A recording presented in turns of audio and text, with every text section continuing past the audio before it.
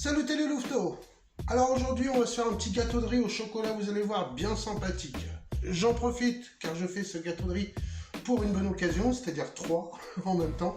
Donc je souhaite le bon anniversaire à ma petite maman, voilà. Je souhaite le joyeux anniversaire aussi à mon petit frère Jamel, coucou, et à mon neveu Camille. Donc voilà, c'est parti pour le gâteau de riz au chocolat, on y va. Alors pour ce gâteau de riz fort en chocolat, nous avons besoin de 2 sachets de sucre vanillé, 50 voire 60 grammes de chocolat en poudre fort en cacao,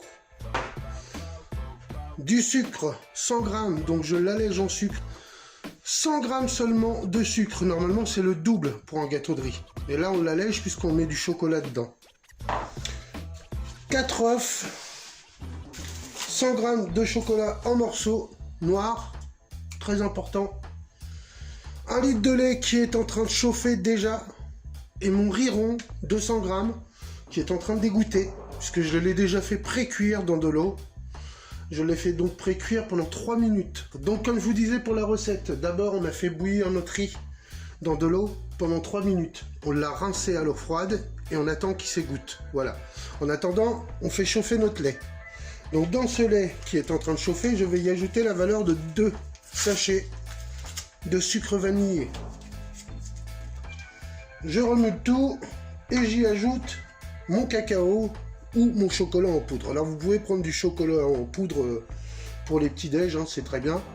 Mais moi j'ai choisi un chocolat en poudre qui est fort en cacao, puisqu'il en a 30%. Donc hop, je mets tout ça à chauffer. Et on va attendre le premier bouillon. Alors de temps en temps, on vient quand même mélanger notre lait, gentiment, hein, et on le surveille. Mais néanmoins, on peut travailler sur notre chocolat. 3, 4. Donc le chocolat, on vient le concasser au couteau, comme ça. Faire des morceaux plutôt moyens. Voilà, comme ça. Et on l'incorporera seulement en tout dernier dans notre appareil. Donc ça y est, notre lait est en train de commencer à bouillir. On envoie tout simplement le riz. Et on va le laisser cuire à peu près 25 minutes. Alors en fait, il faut que le riz ait absorbé tout le lait. Tout simplement. Alors, pour le beurre, voilà, vous le coupez en petits cubes, histoire qu'il fonde très vite quand on va l'incorporer à notre appareil. Bien sûr, de temps en temps, on remue et on fait super gaffe à notre riz, pour pas qu'il accroche dans le fond. Donc alors, pour pas qu'il accroche dans le fond, vous partez du centre, vous tournez, et après vous allez bien vers les extérieurs de votre casserole, hein, dans le fond, pour décoller si jamais ça colle. On ne laisse pas la spatule dedans, ça rajoute pas du goût, comme dirait Monsieur Etchebest. Pendant ce temps-là, vous pouvez déjà mettre votre four à préchauffer à 210. C'est parti. Alors faites très attention, hein. En fin de cuisson, ça a tendance à accrocher très très vite. Voilà, en vue de la consistance que le mien a, j'ai pas été jusqu'au bout des 25 minutes. Il me reste encore 3 minutes. Donc ce que je vais faire, je vais le laisser encore les 3 minutes comme ça. Il va continuer à absorber, hein, le peu de lait qui reste. Et ça va me permettre d'incorporer et le beurre et de faire mon mélange œuf plus sucre. Donc là, j'incorpore mon beurre.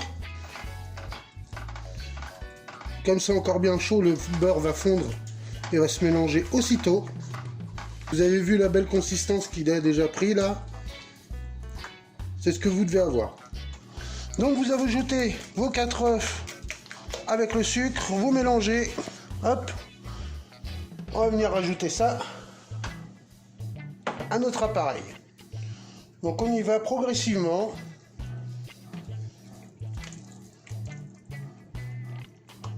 Voilà. Par contre, on bat assez vite pour pas que les jaunes cuisent. Voilà, j'ai fait fondre un peu de beurre. Je vais tout simplement l'étaler au pinceau dans mon plat à manquer. Voilà, en même temps, on en profite un petit peu pour que ça refroidisse, pour pouvoir incorporer nos morceaux de chocolat. Donc voilà, on incorpore nos morceaux de chocolat et surtout, on mélange, mais pas trop. Sinon, ils vont avoir tendance à fondre aussitôt. Dernière étape, voilà. On vient tout simplement verser notre appareil dans notre moule à manquer. Et on envoie ça au four pendant 30 minutes à 210 degrés. C'est parti. Bon, ça y est, mon four a sonné. On n'oublie pas une grille pour pouvoir recevoir le gâteau pour qu'il refroidisse plus vite. On le pose tout simplement, voilà, sur la grille. Voilà le gâteau, voilà le résultat. C'est plutôt joli. Par contre, il va se démouler quand il sera tiède. Allez, c'est parti pour le démoulage. Alors, hop, tout simplement. Et voilà. Et on attend. Et voilà. Allez, c'est parti pour la déco. Alors, tout simplement, je vais écrire joyeux anniversaire.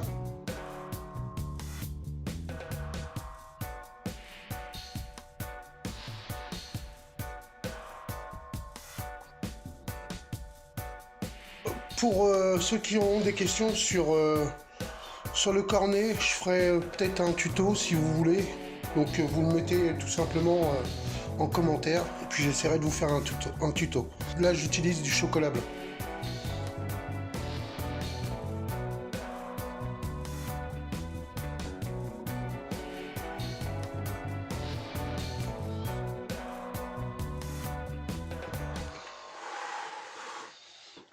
Bon, je sais pas ce que vous en dites, mais c'est joli, voilà. Bien les amis, voilà, cette vidéo touche à sa fin. Je vous refais voir un coup le résultat. Bon, c'est un peu chargé, hein, j'avoue quand même. Mais bon, ça reste joli et ça va tenir jusqu'à demain.